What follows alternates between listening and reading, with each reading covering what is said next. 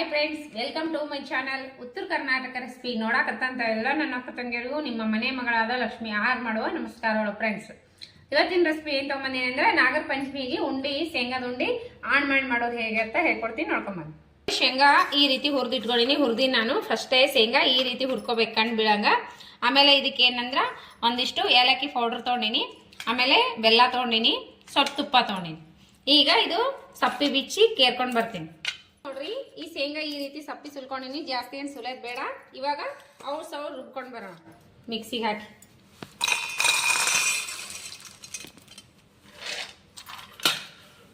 ಸ್ವಲ್ಪ ಗ್ರೈಂಡ್ ಮಾಡಿ ಬೆಲ್ಲ ಹಾಕೋಣ.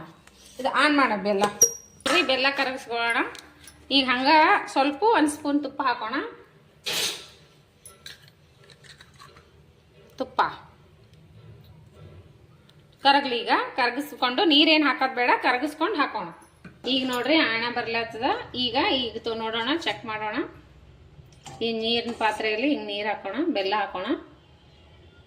ಈಗ ನೋಡ್ರಿ ಗಟ್ಟಿ ಆಗತ್ತೈತಲ್ಲ, ಈಗ ಕಲಿಸ್ಬಿಡೋಣ. ಜಾಸ್ತಿ ಆಣ ಏರ್ ಬರೋದೇನು ಬೇಡ, ಇಷ್ಟಾದರೆ ಸಾಕು ಈ ಉಂಡಿ. ಇವಾಗ ಸ್ವಲ್ಪ ಸ್ವಲ್ಪ ಹಾಕಿ ಉಂಡಿ ಕಟ್ಟೋಣ. ಈಗ ನೋಡ್ರಿ ಇದ್ರೊಳಗೆ ಹಾಕಿ ಕಲ್ಸ್ಕೊಂಡ್ಬಿಡೋಣ. ಈ ರೀತಿ ರುಬ್ಬೇಕು ಶೇಂಗಾ. ನೋಡ್ರಿ ಈ ಪಾಕಕ್ಕೆ ಉಂಡಿ ಕರೆಕ್ಟ್ ಆಯ್ತು. ಈಗ ಏಲಕ್ಕಿ ಪೌಡರ್ ಹಾಕೊಂಡ್ಬಿಡ್ತೀನಿ ಇದಕ್ಕೆ. ಈಗ ಉಂಡಿ ಕಟ್ಟೋಣ. ನೋಡ್ರಿ ಈ ರೀತಿ ಕಟ್ಕೋದು. ಉಂಡಿ ಈ ರೀತಿ ತಗೊಂಡ್ರೆ ಕಟ್ಕೋದು. ಸ್ವಲ್ಪ ಆರಿದ ತಕ್ಷಣ ಈ ರೀತಿ ಕಟ್ಕೊಂಡ್ಬಿಡ್ರಿ, ಮಸ್ತ್ ಆಗ್ತಾವ.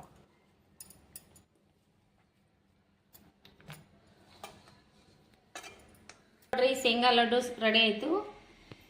ಸಿಂಪಲ್ ಆದ್ರೂ ಟೇಸ್ಟಿ ಆಗಿರ್ತಾವ, ಮಸ್ತ್ ಆಗ್ತಾವ. ಸಿಂಪಲ್ ಆಗಿ ಅತಿ ಬೇಗವಾಗಿ ಮಾಡುವಂಥದ್ದು ಉಂಡಿ. ನೋಡ್ರಿ ಎಷ್ಟು ಚೆನ್ನಾಗಿ ಬಂದಾವ. ಈಗ ಮಸ್ತ್ ಆಗ್ಯಾವ. ಈ ರೀತಿ ಅವಳು ಸವ ರುಬ್ಕೋರಿ, ತುಂಬಾನೇ ಒಳ್ಳೇದು ಉಂಡಿ. ಈ ಉಂಡಿ